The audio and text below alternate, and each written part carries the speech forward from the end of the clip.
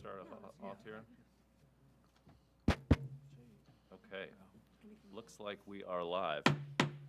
Okay, good evening, everyone. I hereby call the Monday, March 11th, 2024 Cumberland Town Council meeting to order. Just a few items of business here before we get started.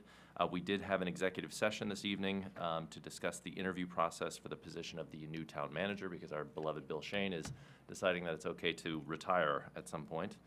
So we had that at 4:45. We then went right into a budget workshop from 5 until 7, going over the 2025 fiscal year budget. Before getting into the regular town meeting, town business at 7 o'clock here this evening, I did have a quick statement that I wanted to read.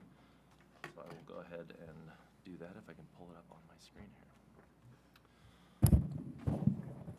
So, to the residents of Cumberland, thank you to all of you who turned out to vote in last week's primary election, which, in addition to the Republican and Democratic presidential ballot, also included a municipal proposal to construct a 107-unit affordable housing project on Drown Road.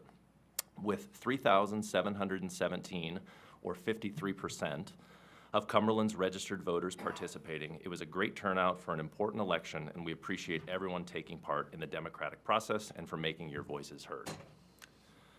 With respect to the affordable housing project on Drown Road, the results of the election were clear. A significant number of Cumberland voters had serious concerns about the proposal and what it might mean for our community. And while we all on the council have now heard and have fully agreed to respect the voters' decision as it relates to that project, it's important for all of us to not lose sight of this project's primary objective: to help make Cumberland a more affordable place to live for people from all ages and economic backgrounds, and to do our part to help mitigate the affordable housing crisis facing our community, state, and country. So where do we go from here? Well, with 2 of the 3 affordable housing projects proposed by the Housing Task Force now off the table, with only the proposed Chase development in West Cumberland being left that has an affordability component to it, the issue of housing affordability in Cumberland will unfortunately likely get worse, as fewer and fewer buyers will be able to afford the ever-increasing cost of housing in our community. So I am hopeful that even though this particular proposal failed, that this and future councils not shy away from other opportunities to diversify our housing stock and to strive to make Cumberland a more affordable community in which to live.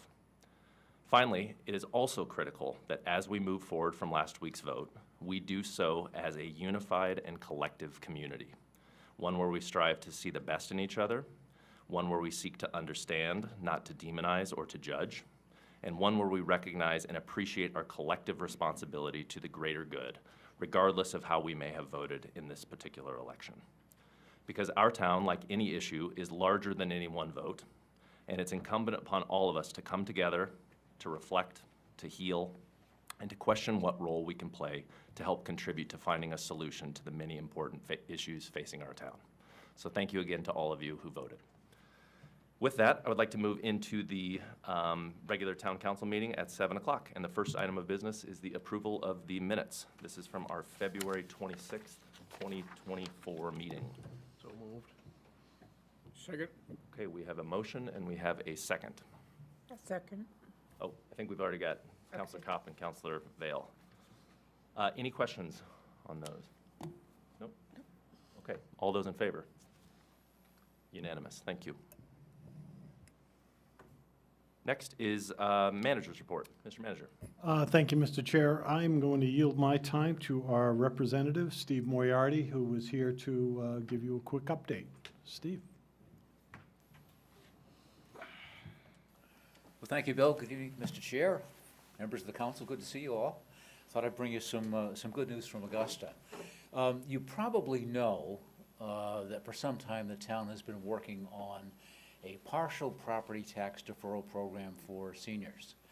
I think it must have been about 2 years ago this time that Bill and Mark began putting their heads together and spinning some ideas around and coming up with something, and I got looped into it the summer of 22, I think, and at that point ideas had coalesced and crystallized a little bit, and I was asked to submit legislation on behalf of the town. Of course, we were out of session at that point, so I couldn't do it until the new year, 2023. So I put in a bill a year ago, and as we expected, it got assigned to the Taxation Committee. And I'll just tell you a little bit about procedurally what's happened since then, and then I'll tell you what the bill does.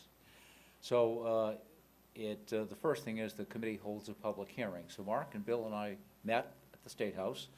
Mark and I testified before the committee, and it went well. There was some pushback from some tax people, not terribly critical, but offering some constructive suggestions or amendments, if you will. And so they had a few work sessions late last spring and so forth, but they just basically couldn't deal with it because they had too much else on their plate, and they carried it forward to the current second session. So if you flash forward to January of this year, they picked it up once again. And I went in for another work session in the middle of January, and we walked out with a bipartisan 7-2 vote in favor of the bill. Every committee recommends either a bill be passed or that it not be passed or passed as amended, and that's pretty routine. So then it went to the full Senate and the House, and we got some great preliminary votes, and then last week, both the Senate and the House unanimously voted to approve or to enact the bill. And so that was an accomplishment I think the town can be proud of for having put such a great idea forward. So you may ask what happens from this point forward. I stopped by the governor's office today, spoke with one of her staff people. I first asked whether he knew if she had looked at it and made up her mind yet, and he did not know that, but he thought that with unanimous support from both houses, it would be unlikely that she would veto it. And he said it may be signed as early as Thursday this week, and promised to get back to me on that. And if there is a signing ceremony, I'll let you know, Bill, and you can let, I guess, everybody else know, and anybody who's free and able is welcome to come. And I'll have a time and all that sort of thing, so we'll see what happens. So if the bill is signed, it doesn't go into effect until 90 days after the legislature adjourns, which will happen at some point in mid-April. We're supposed to adjourn April 17. I don't think we're going to make that date. I think we're going to go over, so we're talking an effective date of more or less late July, give or take a few days there. And then the bill will be on the books. So what does this do? First of all, it creates a local option and not a mandate. A city council or a town council or a select board can, by ordinance, adopt a program to create a senior partial property tax deferral. And what it does is, first of all, participation is voluntary on the part of a taxpayer. If a taxpayer chooses to participate, that person's property taxes will be stabilized or frozen at the current level, and then each succeeding year, as the assessed value goes up, payment of that increased amount will be deferred. Now, if you do draft an ordinance, you're going to have to determine what age qualifies a taxpayer as a senior, how long that person must have maintained a permanent residence in Cumberland, and what is the minimum income level for that senior in order to participate. That's going to be discretionary with you.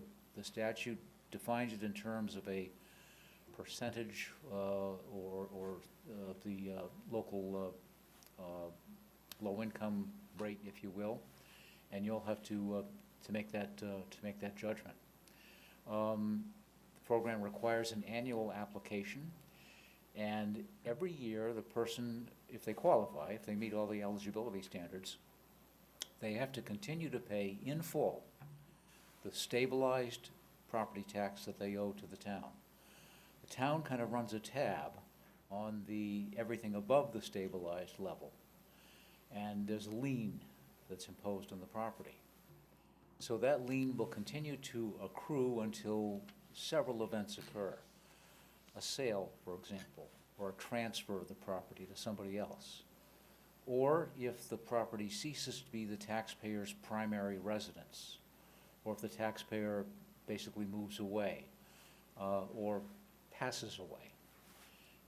At At that point, at the time that any one of those events occur, the estate will owe the full amount of the deferred taxes plus interest at a rate not to exceed 0.5% of the prevailing rate for delinquent taxes. Now, you can set a lower rate, that's again within your discretion, but the highest possible interest rate, again, is delinquent tax rate plus 0.5% of 1%. And if a taxpayer chooses, after perhaps several years, for whatever reason, that they don't want to be in the program any longer, all they have to do is simply not reapply when the anniversary date runs around. Now, at that point, the deferred taxes are not due and payable. What has been deferred stays deferred until one of those events occurs, death, sale, moving out of state, that sort of thing. By the same token, if you, as the leaders of the town, determine that it's not working for the town, then you can, by ordinance, repeal it. But once again, every taxpayer whose taxes have been deferred doesn't owe you the money at that point, just because you've had a change of heart on the matter. Payment would not be due until, again, transfer, sale, death, what have you. So there are two exit doors, if you will, one for the taxpayer, one for the community. So this is purely a thing of local control. It applies statewide. It's not a mandate. Every town will decide for itself whether they want to create such a program by ordinance, and there's no compulsion to do so. My thought would be, since you've been prepped and primed on this issue and been dwelling on it for a couple of years, that should it be signed by the governor, there's nothing to stop you from doing some preparation work or putting some thought into it. But you can't actually adopt an ordinance until the effective date comes around. And we'll know what that date is when we know when we've adjourned. So we were successful in putting the town's proposal forward, and I'm very pleased to advise you of that, and I think you, all of you who were involved in this did outstanding work, and with a unanimous vote in both houses, you obviously, hit the right note and got a lot of support. So any questions on the program or the bill or where it stands, I'd be happy to take them. Any questions or comments? No? I would just first like to add, Steve, thank you for all of your help, and thank you to our town attorney as well, Alyssa Tibbetts. Yes, she did a yes, great job. right. I think when I first started kind of making a skeleton draft of this thing, I think she took it in Word and put track changes on it, and it came back as a completely different looking document. So I'm really glad she had a chance to do that. That's right. And your help just advising how to make the sausage, so to speak, and really how to get this through was really instrumental. So thank you for doing that. And very welcome. thank you to Teresa Purse for also being a co-sponsor on this as well. Yes. So. Yep. Very welcome. The fact that it was unanimous in both houses is very significant, Steve. Yes. I can't, so I appreciate that. The one question I did have is that we've talked, and you as on the council have been aware of this, people have second mortgages and they end up being first in line. Does this preclude that if we enact this and someone signs up for it and then gets a second mortgage, and this may be not something you may not have an answer to this evening, but does that keep us as first in line? Okay, you're asking about priorities of our lien over a mortgage. I'm not sure that we would jump over a mortgage. So I've actually heard the opposite, and so that's something we can confirm. I've talked to a few folks that I know that are pretty involved in Maine banking, and that was one of their concerns, is that state or municipal taxes always took first priority over their mortgages that they issued. So that was one of the reasons we even moved ahead, because otherwise you'd just be in a situation where it's not deferred revenue anymore to the town, it's lost revenue if that's the case, right? So we can obviously confirm that before any ordinance is enacted, but it was my understanding that the municipal taxes would always take first lien priority over a mortgage or a second mortgage. Okay. Thanks again. Okay, Bob. Yeah. Well, thank you all. Steve, thank you. Okay. Appreciate Thank it you, again. Steve. Sure enough. That's all I have. Okay, great. Thank you, Mr. Manager. Okay, we now move to public discussion. Public discussion is for comments on items that are not on the agenda. Comments are limited to 5 minutes per person. Rebuttal comments will be limited to 2 minutes. Public discussion topics may be brought up again under new business for further council discussion. Is there anyone from the public who would like to address the council on a topic that's not on the agenda this evening? Mr. Schwinn, oh, go ahead.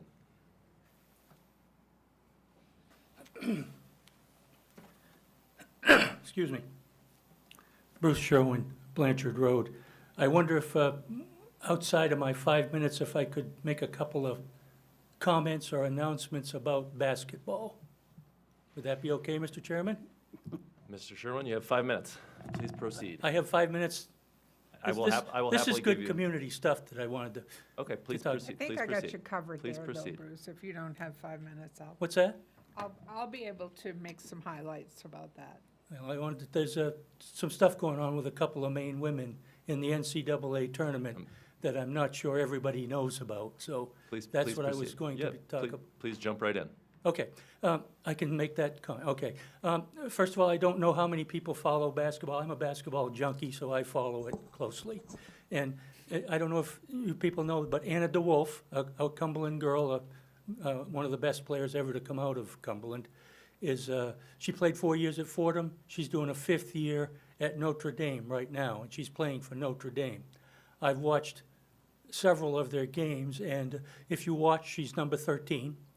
And she's not a star on that team. There's other younger players that that carry the team, score a lot more than her, but she is very steady.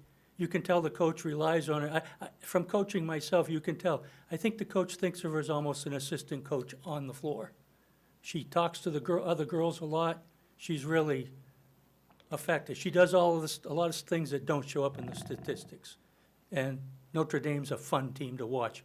They just won the Atlantic Coast Conference championship yesterday against North Carolina State. So that's Anna DeWolf.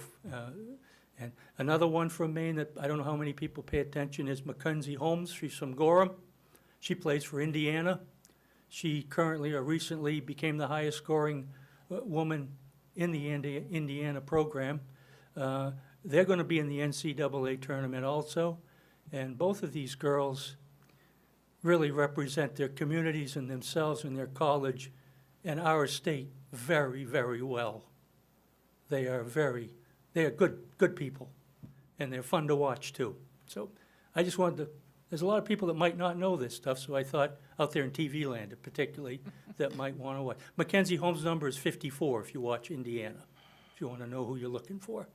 Anna's 13. Yeah, Anna's 13, yep.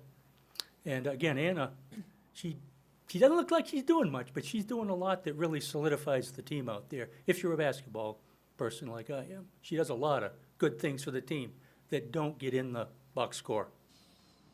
All right, so now we're going to talk about, what used to be my favorite topic, affordable housing. I don't know, I emailed Shirley today.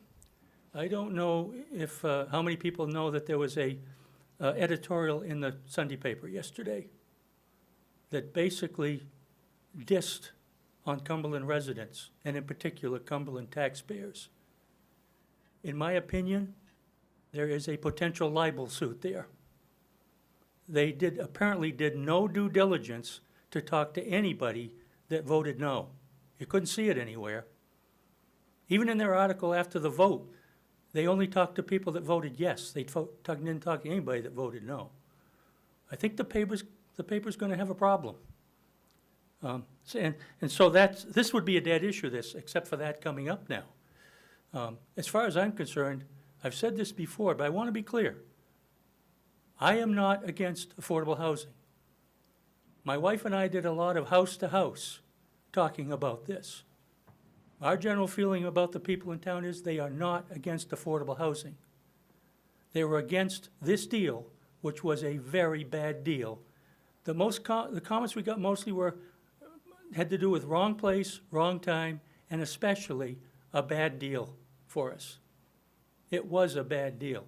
Just looking at the budget today, looking it over, we would have had 107 people, 200 to 300 people, not paying taxes until 2048 out of that thing. out of that deal. And that's just not livable. I would challenge the council to work a little harder and come up with something that would work. I would vote for something that would work, and I think most people would. But to have the paper treat the citizens of Cumberland the way it did in that editorial is unacceptable to me. And I don't know, I haven't decided. I may plan to do something about it or not, I don't know. I'm very, very discouraged by it. I think the paper should have done a better job talking to people, both sides of the issue, and present both sides of the issue.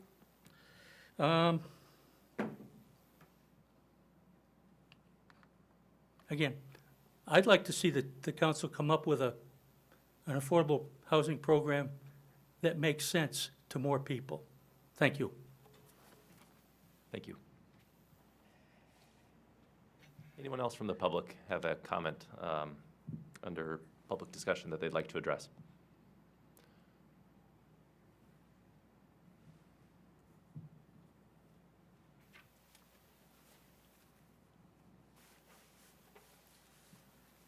Mr. Chairman, members of the Town Council, I'm Mike Schwint, Chair of your Lands and Conservation Commission. I need to supplement the information from your last meeting as contained in the minutes that you just approved. On February 26th, as part of your agenda item 24-013, I presented a report from the LCC concerning the drowned property, then under consideration as a location for affordable housing. The report was prepared consistent with our ordinance, which says in part that we must offer input and recommendations to the Town Council on any proposed development or changed use of town-owned property. Further, the ordinance requires us to make recommendations on how gifts are administered, subject to the terms of the gift. The report went through 9 iterations, including a version in our January minutes and an updated version as part of our February minutes. Both sets of minutes were approved at subsequent meetings, so are the official minutes of the Commission. When you read the February minutes, you see that a fair amount of discussion occurred before a vote was taken to approve the document. The final vote was 7-1. We had consensus, not unanimity. In developing the multiple iterations, all 12 Commission members had an opportunity to suggest language changes to the draft. 8 members commented on the January version. 1 substantive comment was considered at the February meeting. Following the February meeting, everyone, all 12, had a final opportunity to fine-tune the language. Again, only 1 significant change was offered, and it was incorporated verbatim in the 10th version, the final report that I presented to you. Consequently, I was a bit surprised to hear that the report did not come from the Lands and Conservation Commission. It came from a group of citizens with a different agenda. I do not know who this other group of citizens might be, who they might represent, or what agenda they may have, but I can assure you that no one outside the LCC played a significant role in getting to our recommendations. Mr. Chairman, in summary, the report and the recommendations were based on solely LCC member input and were in accordance with the duties of the Commission as stated in the ordinance. Thank you. Thank you very much. Question? Okay, is there anyone else from the public that has a comment?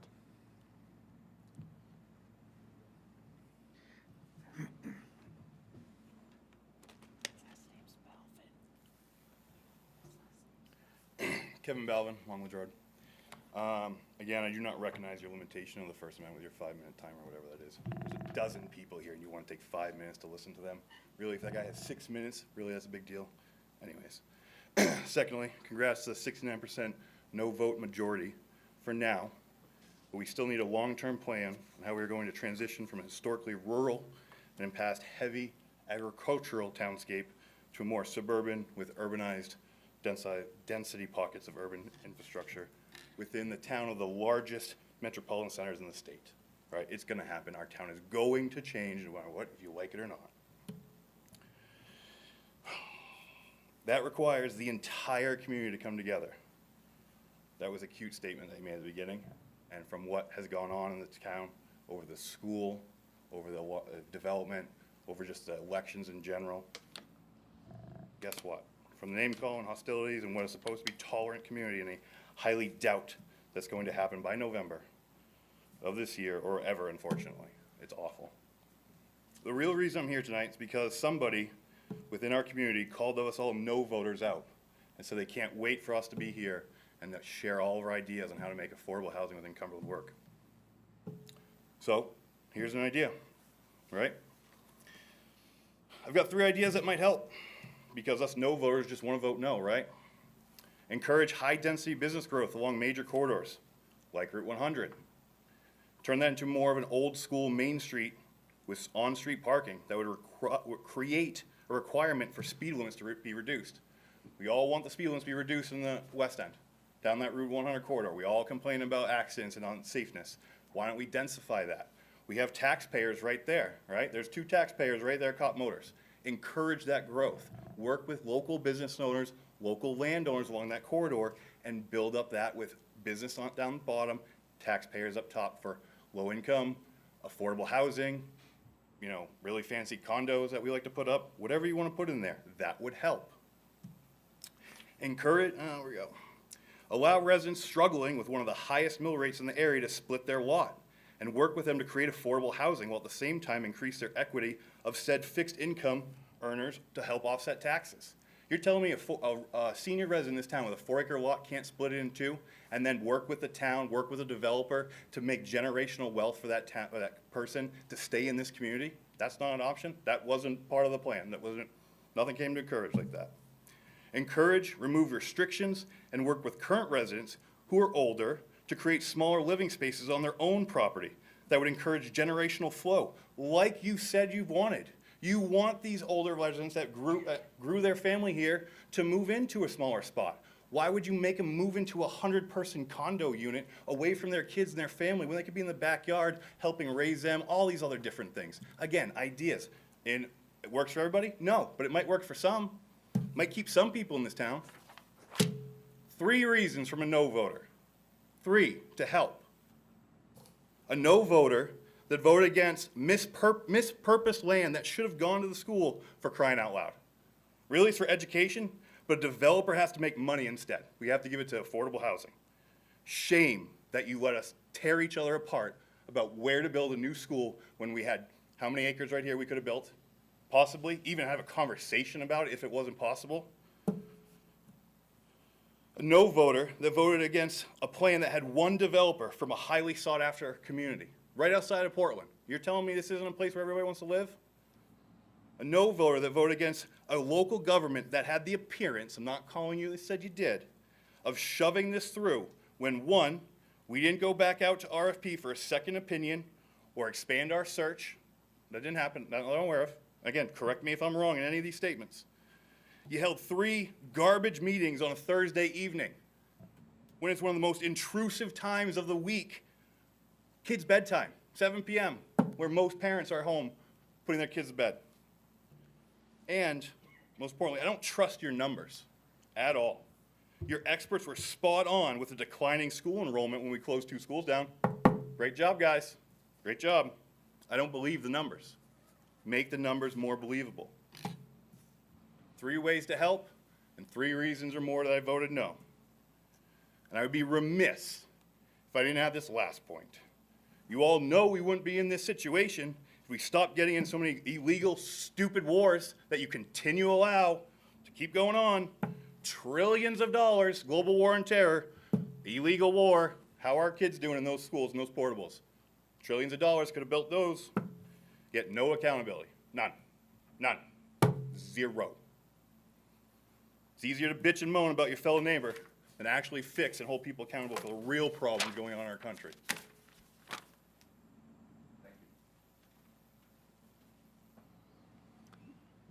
Thank you. Is there anyone else that would like to address the council as part of public discussion? Please.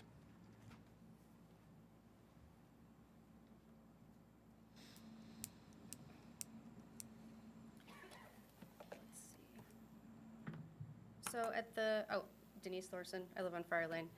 At the last affordable housing meeting, I basically compiled a checklist essentially for everything available on the federal, state, and local level for seniors who may need assistance with property taxes, since I know that's such a big issue and it's causing people a lot of hurt and is a lot of reason for no votes.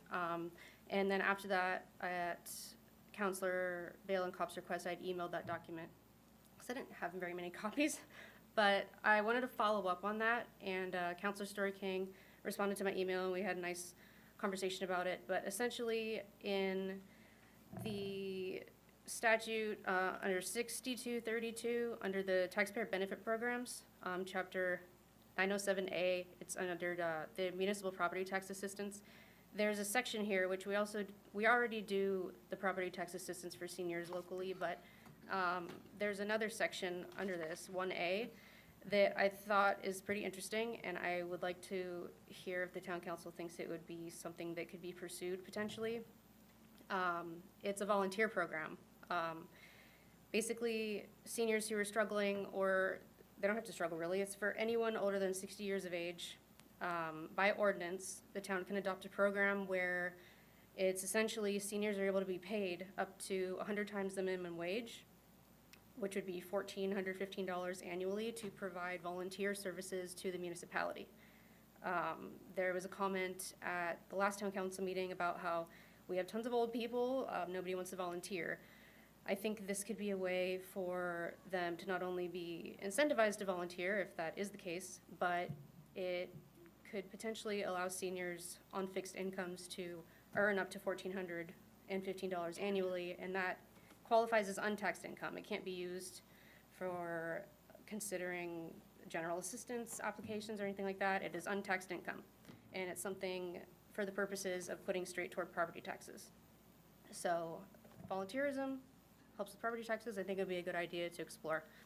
On the subject of the affordable housing options, I agree that we do need more options, and I think the comprehensive plan this summer is going to be a really good opportunity to see kind of what can be done with that, and I hope that the town can host, maybe, I forgot the name of it, it's kind of a weird name, but it's where basically the whole town comes together. You have like the tax maps put up, there's like overlay of maps with zoning, you hand people markers, they can go up to it, they can draw things on it, like there's no dumb ideas. It's, if you have an idea, a way that we could improve zoning or, you know, carve out areas here and there to develop, everything is welcome. And from that, you get a lot of creative ideas, and everybody gets to express what they think is the best way to go forward. And I think it would be a good idea toward getting people kind of on the same page and working together. And along with that, I know ADUs are a huge thing, and they've loosened a lot of the requirements and permitting on that, but they're still ridiculously expensive to build. And I know a lot of people can't afford essentially a second mortgage to build an ADU. But I think there are potentially state grants for that coming up. I'm not really sure, but I think that's something that is worth looking into. Also, maybe like readjusting our thought of what affordable housing has to look like. I know it's probably gonna get a lot of hate, but I mean, like my dad, I would go to his house on the weekend. He lived in a mobile home park, and it was nice. It was well kept. It was like gives people an opportunity to rent low cost, and it's like something you own, and they're energy efficient. They're built really well. You can mix in parks, community areas within that, tiny home villages, mixed use, like what Yarmouth's doing with. When I go get gas, that like awesome 2-story building with apartments on top and commercial on the bottom, and it looks awesome. And I know a lot of people didn't like the 3-story building component of the affordable housing project, and even though it was stepped down a bit, it's still kind of a lot to swallow. And stuff like that, where you have mixed use with commercial in there, I think our mixed-use zones need to be used in that way. And that is one thing that I wish would have been looked at more with this particular project was there would be all these people there, but there were no amenities. Like, there were areas there where you could have stuck a daycare or a small grocery store. Again, not Shaw's, I'm talking about like a Rosemont or just something small where you need a couple things. You just go over there and grab it, and you don't have to cart yourself down to Falmouth or whatever to go get groceries. But really looking at putting out, I don't know if when RFPs are put out, if you can specify on there, like, this needs to have a playground in it. There's gonna be a bunch of kids there. It needs to have a playground. Am I out of time? Yeah, we are at the 5-minute mark. Oh, there's no timer. I know, we've just Okay. got it here. All right, well, that's my spiel. And since I talked about their thing, could that be like part of my 2 minutes? You can have 2-minute rebuttal. Okay. yeah. One last thing. At that second housing meeting, which was pretty heated, I said something really stupid, and I regret it. And I want to apologize to anyone who I made feel bad. When we were talking about the potential tax impact, and, you know, on the slide, it's tops $7 a month. I made the comment of, that's like a Dunkin' iced coffee, guys, like, come on. And that was insensitive, and whether I feel that was true or not, to like quote my kid's guidance teacher, I didn't think. The acronym, is it truthful? Is it helpful? Is it inspiring?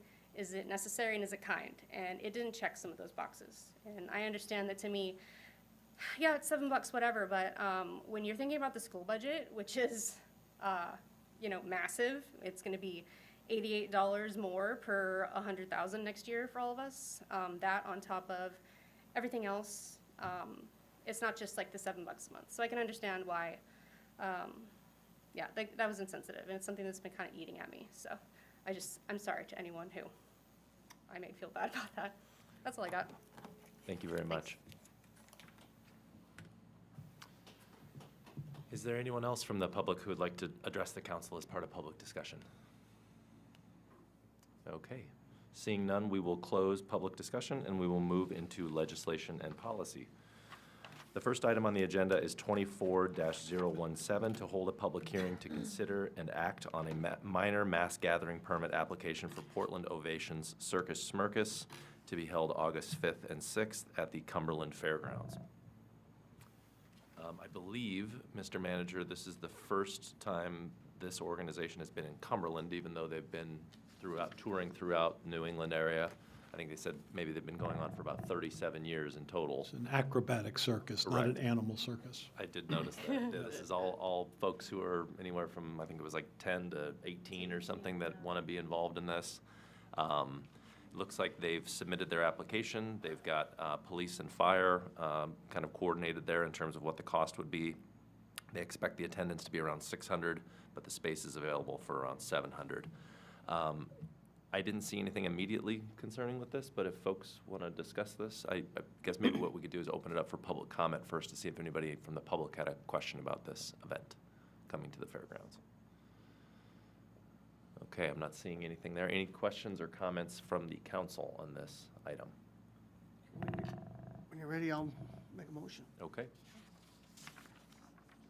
I'm ready. Feel Thanks. free. I move to approve the minor mass gathering permit application for Portland Ovation's Circus Smirkus to be held August 5th and 6th at the Cumberland Fairgrounds. Second. Very excited about this. She is excited about this. All right, so we have a motion and we have a second. Any other discussion points here? Seeing none, all those in favor? Unanimous, thank you. Okay, moving on to the next item, 24-018, to appoint members to vacant board and committee seats. Councilor Kopp, I believe I may pass this off to you if you don't mind. Yep. Mr. Chairman, I move to appoint Jacqueline Young to the Prince Memorial Library Board, Brendan Rummel to the Lands and Conservation Commission Forestry Subcommittee, Stephen Scrivani and Leonard Sundaraj to the Personal Appeals Board. A second. Was that 4 people? No. That was 4 that you listed, correct? I thought I only had 3 in our packet.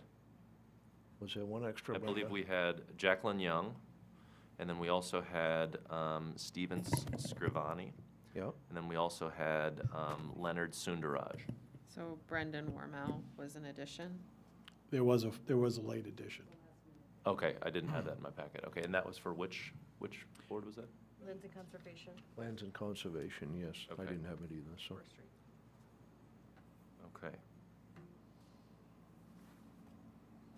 Sec- Oh, we've got a motion. I think Shirley had the initial second. Yeah. Yep, okay. Any questions or concerns on that? Nope. Just very grateful for all our volunteers. They keep Yes. showing up. Yep, I was going to say the same thing. Okay, well, I will go ahead and call for a vote. So all those in favor? Unanimous. Thank you. The next item on the agenda is 24-019 to set a public hearing date of March 25th to consider and act on a liquor license application for Fast Track Investments LLC operating at the Cumberland Fairgrounds. This looks to be a new application, not a renewal, for all different types of beer, wine, and spirits. Any questions? I guess this is a public, well, I guess we're just setting the public hearing date, correct? That's Okay. correct. Any questions from the public on this before we set that meeting date? Nope. Counselor Cobb? Just one question for the manager. Does this fall under any hours of regulation? I mean, do they have to be closed at a certain time? I know this is coming up at the planning board, but is there any restrictions on hours of operation? I don't believe so. I think it's basically when the track was going to be running. First Track was going to run this. They used to have a private vendor who did it in the past, and they've moved away from that and will be taking it on themselves. Okay. That was my question also, is this is just intended to run when the track is running? That is my understanding, but we can I have didn't- Mike I check didn't see that in and- here, and I'd like to see that when we do have the public hearing, to define that with a statement according. Let me see if we can get Michael here, and he can answer those specific questions. Do you have a comment? Yeah, an additional question I would have is what's their deal with the fairgrounds? Are they doing like profit sharing, or are they No idea. paying I wondered that on to the run permit. a? 'cause I it- just want to make sure the Farmers Club is protected, and Yeah, I think what And happened, more. they had a previous vendor that was operating that for years, and they were kind of given one last chance at the last event, and it didn't work out so well. They had some okay. issues, so First Track basically parted ways with them and took it under their own umbrella. I think that was supported by the fairgrounds as well, but be happy to ask Lyle and Mike to be here, or just to comment on that as well. That'd be great. He's done such a nice job with the actual racetrack part of that I'd like to see some success there Okay, so this is for all just parties. this is just to set that public hearing date for the 25th. I would happily accept a motion from anyone. Mr. Chairman, I'll give you a motion. I move to set a public hearing date of March 25th to consider and act on a liquor license application for Fast Track Investments LLC operating at the Cumberland Fairgrounds. Second. Okay, we have a motion and we have a second. Any further discussion on this? Okay, seeing none. All those in favor? Unanimous. Thank you. Mr. Chair, on the next item, we are not ready. The town attorney has not finished reviewing the legal documents for those leases, so I suggest we table that until that is complete. Okay. So I would accept a motion to table. Mr. Chairman, I move to table item 24-020. Second. Okay, that motion is, or that item is now tabled. That concludes legislation and policy. We now move into new business, and I will start at my left. Councilor Kopp. I'll donate my $20 to the 4-H food pantry, a very worthy cause, and hopefully it continues on. That's all I have.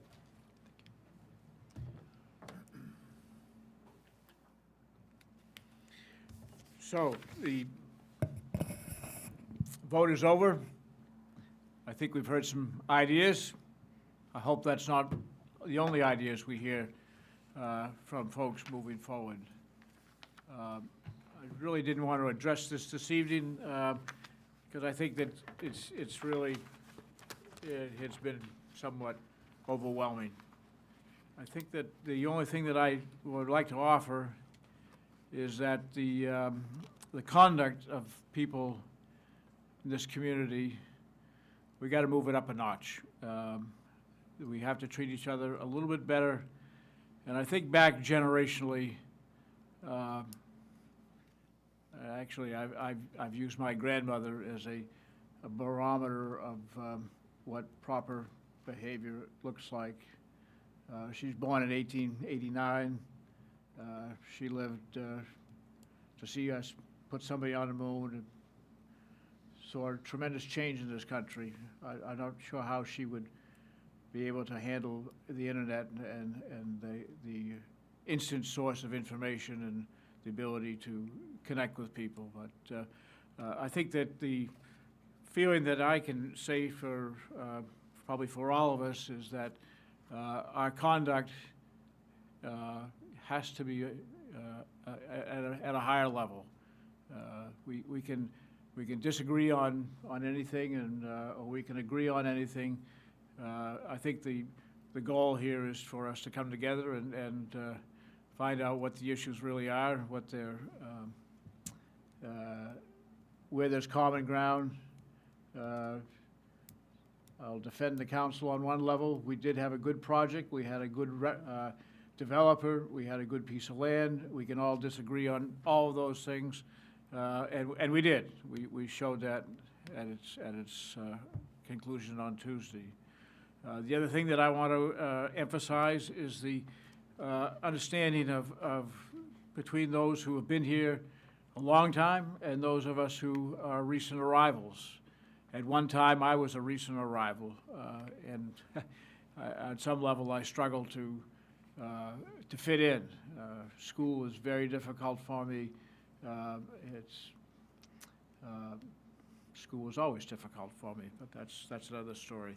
But at the end of the day, I personally welcome new people to this community, and the barometer by which I use is how they fit in, how they engage, and how they work. And so it is my job to, as an elder to someone who's been here a while, is to make sure that that the young people who do come into this community are encouraged to become involved and be active, and that there is not a, oh, I've been here so long and you're just a new arrival. Well, we all are new arrivals, and that's really, you know, it doesn't matter whether we had forebears here, because, you know, if you go back far enough, we're all recent arrivals in the grand scheme of things. So I wish us well, and I think that we have an opportunity to do better. Thank you. Councilor Filson. Oh, hi. Oh, hello. Oh, now you can't escape me. I love what you just said, Bob, about kind of the new and the old, and meaning new to town and new not to town. I'm relatively new to town compared to many people up here. My first real friendship in Cumberland was with a woman named Jean Boyce, who, for anyone who used to kind of frequent Springbrook Market pre-COVID would remember. A wonderful, wonderful woman. I think when I met, she was in her early 80s, and she's passed along now. But I'm a big fan of intergenerational friendships, as is my friend Bailey. I think that it's one of the things that really brings people together in this community, is kind of understanding where everyone's coming from. And I hope that moving forward, whether it be on affordable housing or it be on whatever kind of the next challenges that we, you know, undertake, that we can continue to have those conversations. It's my dearest hope that we can take the next couple of, you know, weeks to heal and to listen to each other and to kind of laugh and smile again, because that's really what I think we're all about as a town. Okay, the only update I have is that we had a lands and conservation meeting last week, and thank goodness Mike is still here, because I think I got this right, but the orchard, I know some folks have been asking about what's what's happening at the Orchard. On the 5th of May, Cinco de Mayo, from 9 to 3, is going to be a tree planting day. So everyone in the community can be there. Mike, this is the part, it's 125 keystone plants also from the University of Iowa. That was a donation that we got. Flower Club provided money for that. Got it, that is why you were here. But nonetheless, really kind of great work across the board being done there. Lots of scrappiness with the grants as well. And yeah, we'll keep you posted as we get closer, but if anyone's around on the 5th of May, come plant some trees. Sounds great. Thank you. Will there be margaritas provided, or? I mean, I I think don't we're take not allowed salt, to, but I so- know Jesse was trying to get something kind of from a Okay, food okay. perspective. Oh. Oh, there we go. Okay. Just a couple of quick questions. Ordinance meeting, have we gotten something on the books to discuss what Steve was here for earlier today? We don't have anything currently. Okay. And then I know during not the last meeting, the meeting before, I had mentioned the West Cumberland community meeting at some point in time. Had we made any headway on that? Or what do I need to do for next steps? Because I'd love to get that on the books the week before Bill retires. Really send him out with a bang. How you feeling? Speaking of Manager Shane, I wrote a poem, by the way, earlier this week, so I'm not going to read it, don't worry. Anyway, so speaking of Manager Shane, just a quick update on the town manager hiring. We've made some great progress. We've narrowed it down to a small little pool, hoping to put out an offer in the next few weeks. Hopefully, we'll have some more information to share with the general public and the town hall at that time. Other than that, nothing new for me. Reads. Thank you, Mr. Chairman. First, Mark, I want to thank you for the great opening statement tonight. I know it was heartfelt and it was sincere, and I think you expressed what everybody up here on the dais is thinking. So thank you very much. So the night of the vote, we had a group text going among the counselors. Bill had sent out the results. And there are people that were disappointed, and there were people like myself that were grateful for the vote.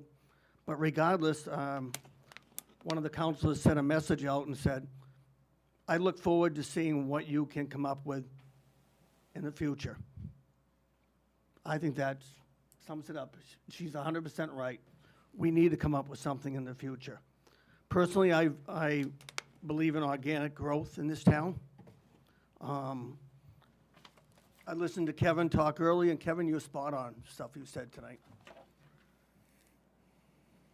I would propose, and I look forward to addressing it in the ordinance committee, that we look at our accessory dwelling unit ordinance and see if we can improve it to encourage people to put accessory dwelling, which is apartment, in-law apartments, small little houses near their lots, to do that.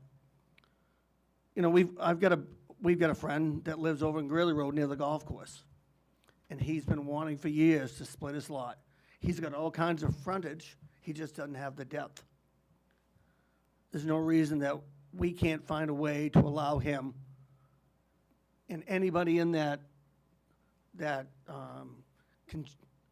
in the growth areas, the Main Street, down to Greeley Road, some areas of Tuttle Road. How do we look at letting people split their lots? How do we let people put bigger dwellings or apartments on their house? You know, I made a promise to you, Tig, just before the vote, that I would jump on board, and I'm going to keep my promise to you. We need to provide more housing opportunities, and I think we can do it. I think it was clear that the people didn't want this project, but they do want responsible growth, and you can count me on board doing it. So that's all I have, Mr. Chairman. Thank you. Thank you, Councilor Reeds. Councilor Story King. Thank you. Mark, I also appreciate your opening remarks. Thank you very much. And just to address the entire council, if ever I have made you feel like a them or an us or a them, that has never, ever been my intent. I know some of you think that as an old timer, I'm like that. I have never even thought of us and them in any instant or any regard. I used to teach my student, when you say they, you are talking about us, like the government should. Well, who's the government? The government is we, the people. So they are us. So in my heart, I truly believe we are all Cumberland. And with every challenge, there's opportunity. And I think moving forward, we have the opportunity to update our comprehensive plan to get a real sense of where we are at, as Kevin described, between the rural agricultural and the urban suburban. Where are we and where do we want to be? And where do we want to see those changes if we choose for them to happen? I, for one, will hope to be on the next comprehensive plan. I've been on the last 2.5, and I hope I'm just lobbying now for my nomination when you put it together in July. We have a meeting with our joint standing committee partners in April. I'm a little disappointed it couldn't happen in March. We'll be discussing the cost sharing agreement we workshopped last month. The library expansion committee met the first Monday of this month, and Bill Shane was our guest, kind of going over what had been done so far as moving the Historical Society and bringing the partners together in a plan for moving forward and setting some clarity around that work to come. The planning board meets tomorrow night, and on the agenda is a development in West Cumberland it's tomorrow night, right? Next Tuesday? Week from tomorrow. A week from tomorrow. Oh, good. Third Tuesday. One less night out this week. Planning board meets a week from tomorrow, and we'll be looking at a housing development project going on there that offers some affordable housing. And then I'm just going to follow up with a summary. Cumberland Athletics today. So you heard Bruce Sherwin mention Anna DeWolf. I know Anna well. She's my nephew's very best friend. But Anna is one of just 3 young women in 10 years from Cumberland who have been Miss Maine basketball. One was my niece 10 years ago, and the other one just happened to be nominated last week, and her name is Katie Fitzpatrick. You may not know her well from Cumberland, but she played for Chevrolet. Her team won the state title for Class A or AA, whatever it is, and Katie is our 3rd Miss Maine basketball in 10 years. Anna's, the comments, Bruce was spot on. You don't notice Anna's comments, the comments about Anna, until after the game. And after the game on Saturday, one of their, stars on the Notre Dame team talked about Anna's leadership on the court. She passes like no one you've ever seen. And she might be the only person, that actually fakes a pass and draws the defense away and actually makes her pass. Anyway, being geeky like Bruce. So congratulations to Anna, and all the best as they do their NCAA playoffs. And my last shout out goes to a young man named Charlie Safian, who was just recently nominated to the Down Syndrome USA team. He's one of 3 swimmers from the Northeast, and he will be, he swims competitively. He swam on the USA Special Olympics team, and this is his 2nd nomination to the USA Down Syndrome swim team, and he is headed to Michigan to compete this weekend. So, well done, Cumberland. That's great. Thank you. In terms of new business here, I don't have much apart from just reminding folks that we are in budget season now. So we do have another budget workshop on March 25th. That's Monday, our next meeting 2 weeks from now.